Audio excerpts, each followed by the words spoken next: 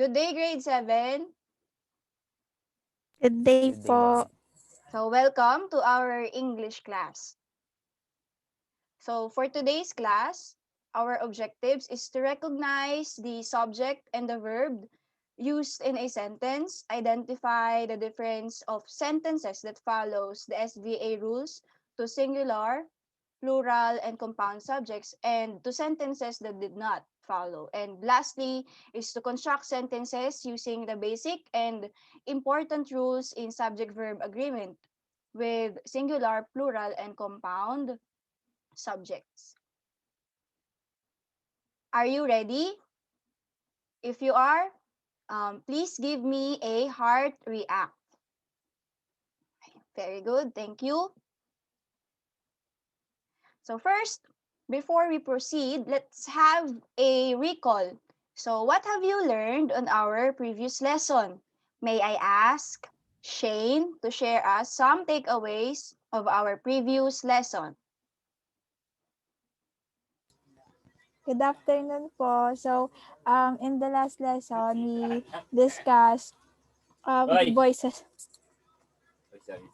Voices, and there are two types of voices, which are active and passive voice po. Okay. That's all. Thank you, Shane. And how about Rick and Charm? Can I ask if you can give an example for active and passive voice? Let's Yes. have Rick. In Yes. Okay. yes. In active voice, the speaker is in charge of doing the action. Yes. Okay, very good, Rick. Now Exa- let us have do, Charm. do you want example? Charm Okay, will Rick, give you the can example. give your example. I'll give the example. Okay, Charm, Charm. charm. Shane cooks adobo. Okay, very good. So, the example that Charm gave is an example of what voice? It is an active or a passive voice?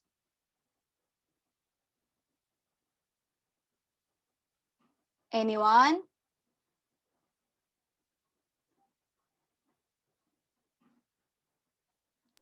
Can you repeat the Ma'am, question you're po, ma'am? lagging po. We don't hear your question po.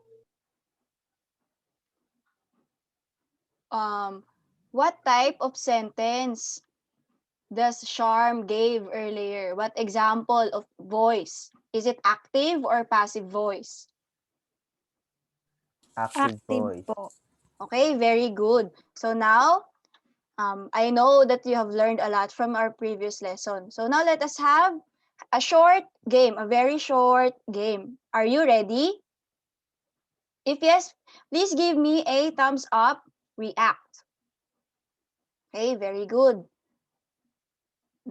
This game is called Words of Fun.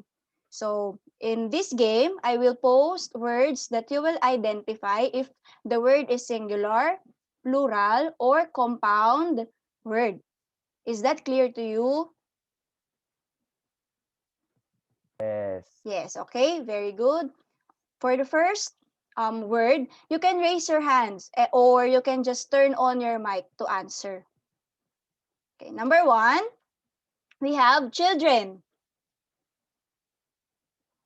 Rick, Plural.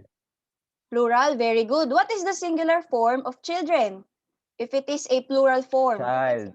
Very good. A child. Now, yes, very good. Now, let us have the second word.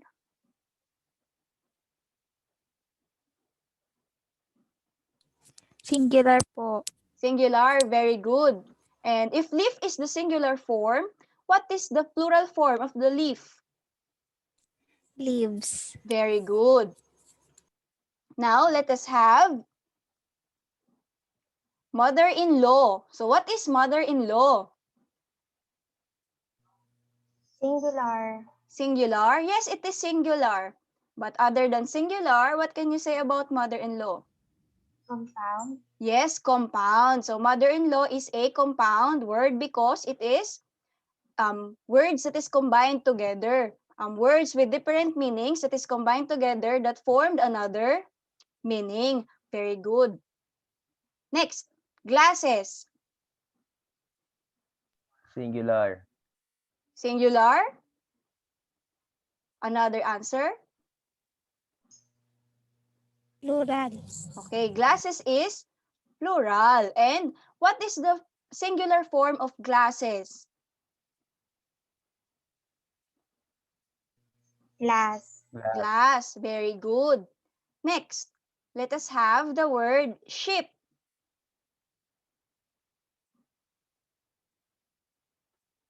Singular Singular. po. Singular. Very good. Hope you have enjoyed our short game. If yes, if you do enjoy, give me a clap, react. Okay, very good. Nice. So, now, we will watch a video. And after watching the video, we will answer some questions. So, the video is about grammar. And the title of the video is, Does Grammar Matter? So, I hope that you have understood the video that you have watched. So, now, let us ponder about the video. So let us answer the question, does grammar matter? Based on the video and based on your own answer. Let us have Shane. Hello po. So, grammar really does matter po since it helps the person communicating to understand the real meaning of the sentences or paragraphs that they were saying or asking po. That's all po. Okay, very good. Let us give Shane a clap react. Okay. Now let us have Rick. Ma'am, it depends po on the context. If you're in an educational institute po, yes, grammar matters. But if you're just having casual conversations with your friends, it does not. Okay, very good. Very well said, Rick. Let us give Rick a clap react. Okay, very good. Nice. Let us now have Charm. Ma'am, for me, it does really matter. Grammar is important because um, it's the it's helpful to for us to convey what we want to convey, and it's groundwork for clear communication so that we can understand each other. Okay, very good. Let us give Charm a clap react. So everyone, all of your answers are correct. So grammar is important, but we can also say to ourselves that we should not judge too much when it comes to grammar. Okay, now let us proceed. We can also connect the video that we have watched to our topic for today.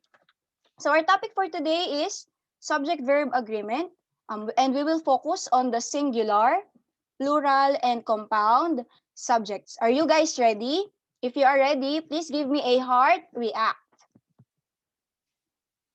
Okay. Okay. So first, let us have a quick review. What is a subject? Anyone? What is a subject? Yes, Rick? Subject is the highlight of the sentence. It is the thing or person that is being pertained to. Okay, very good, Rick. Very good answer. So subject is the highlight of the sentence, or it is the main topic or what the sentence is all about. So now we have a basic rule for subject verb agreement.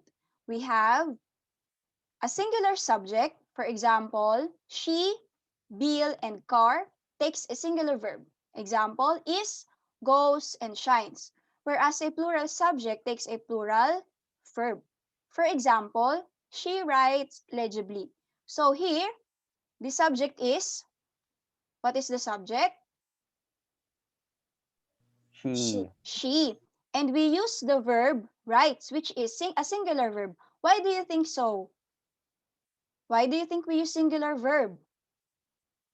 because the Noun is also singular. Okay, very good, because the noun or the subject is also singular. And based on the rule, we will use singular verb if we use a singular subject. Okay, now for the next rule, we have two singular subjects that is connected by either or neither nor require a singular verb. It means that even though it is two or more singular subject, but it is connected by either and neither nor, we will use a singular verb. For example, either Jeric or Jasper is drawing my plates. If you can see, Jeric and Jasper is the two subjects, but we used the verb is or the singular verb because based on the rule, if two subjects are being connected by either or neither nor, we will use singular verb. Just like for the second example, neither Mary nor Luis is buying food for the event. We also use the singular form of the verb. Is this clear for you guys? Okay, please give me a thumbs up react if you can understand. Okay, very good. Now, for the next rule, we have use a plural verb with two or more subjects when they are connected by and. So this time, two or more subjects that is being connected by the word and, we will use plural verb.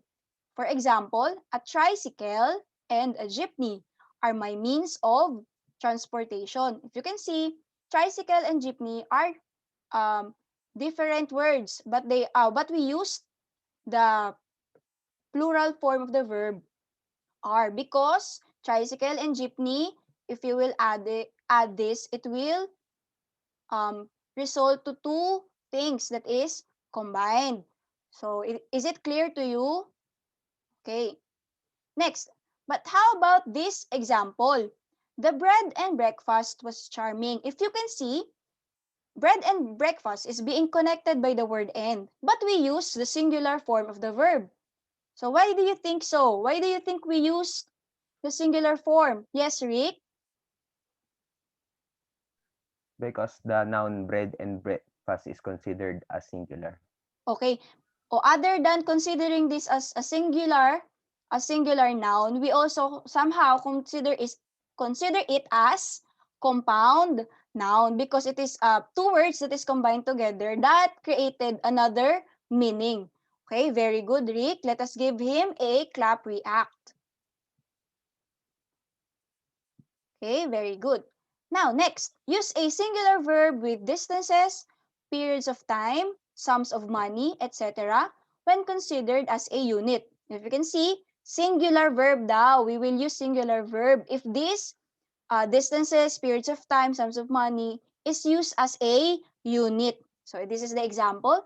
3 miles is too far to walk. 5 years is the maximum sentence for that offense. $10 is a high price to pay. You can see with the three example, we use the singular form of the verb because 3 miles, 5 years, and $10 is used as a unit. Do you guys understand? Yes? Yes. Okay, very good. So how about this example? Take a closer look. $10 were scattered on the floor. We use the plural form of the verb. But it says, diba, in the rule that we will use singular verb if it is used as a unit. If the money, time, and distance is used as a unit, we will use singular verb. But how about this example? Why do you think we use the plural form of the verb? Yes, Rick? Yes, Rick? Because 10 is not in numerical form. Okay, 10 is not in numerical form. Yes. What else? Anyone? Okay. So, because $10 here is because we're not talking about the unit. We're talking about the bills or the money itself that is being scattered, the thing.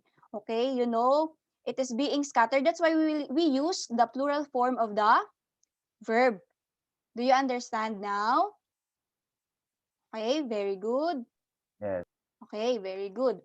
Now, Yes. for this example, with words that indicate portions, we will now go to portions. For example, a lot, a majority, some, and all. If the noun after of, take note ha, after of, noun after of is singular, we will use a singular verb. And if it is plural, we will use a plural verb. So we will focus or we will look at the noun after of. So example, a lot of the pie has disappeared.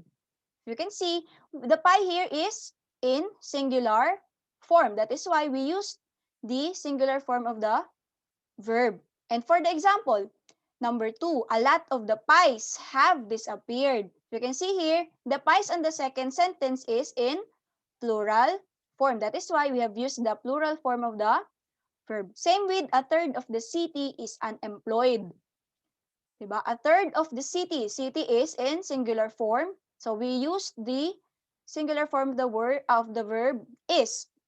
Then last, a third of the people are unemployed. That is why we use the plural form of the verb. Is people plural? Yes. Yes, it is plural. That's why we use the plural form of the verb. Do you guys understand? Yes. Okay, very good. So, I hope that you have learned a lot about the rules. We only focused on the singular, plural, and compound subjects. So now we will practice what we have discussed. We will practice first. So as we practice, you can scan the QR code that you can see on your screen, or you can click the link on the chat box. So I will give you um, 15 minutes to do these practice exercises. It is divided into two parts. The first part is you will um, organize the jumbled words to complete the sentence. And for the second part, you will give your own example of your sentences that you will use the rules for subject-verb agreement with singular, plural, and compound subjects.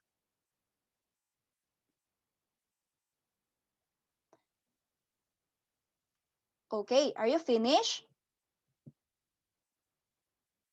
Please give Yes me a Yes po. thumbs po. up react if you are finished. Okay, very good. Now let us have our grouping. I will group you into two, and each group will be given with set of paragraphs that you will proofread and edit. Means you will read the paragraph, you will look for some mistakes that you will correct, and you will edit it, and you will send it. You will submit it together with your um, you will work on it as a group. So here is the paragraph for group 1. You can take a picture of it or screenshot the screen yes, the screen, and you can start working on it, group 1. Okay? For group 2, this is your paragraph. You can screenshot or take a picture of it na. Okay? Next. So with this QR code, this is the continuation of your activity. You can scan it, or I will send the link on the chat box and you can just click on it. You can work it out with your group mates for 20 minutes. Is 20 minutes okay? Okay. Yes po. Yes, Okay, ma'am. very Po. good.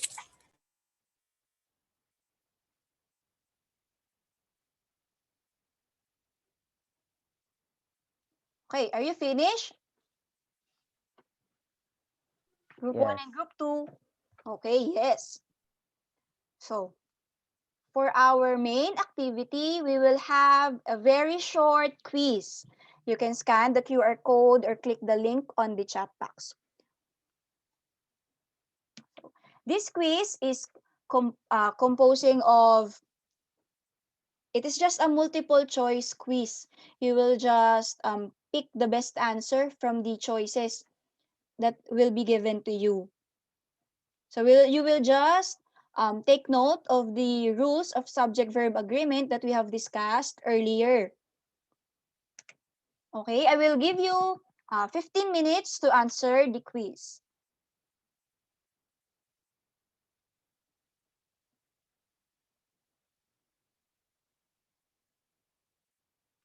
Okay, finish? Yes po. Yes, okay, very good. Now, before we go, I will give you your homework. For your homework, you will create an essay about a current issue in the country. Issues like, for example, how the government act upon the COVID pandemic, the pandemic that we're experiencing right now, just like that. And you must take note that you must use the correct rules in constructing sentences for subject verb agreement for singular, plural, and compound subjects. Okay? And you can also base your work on this rubric. Your work should be content-wise. Your topic should be well organized. Your paragraph should be parallel to one another. And you must follow the rules of SBA for singular, plural, and compound nouns. Also, it should be submitted on time. So it should be submitted on our next meeting. Do you guys understand? Do you have any questions or clarifications regarding our assignment? None None so po. far po. Okay, if none, then we can, I will see you next meeting. Thank you, grade 7, and be safe always. Thank you, ma'am. Thank you po. Thank you, ma'am.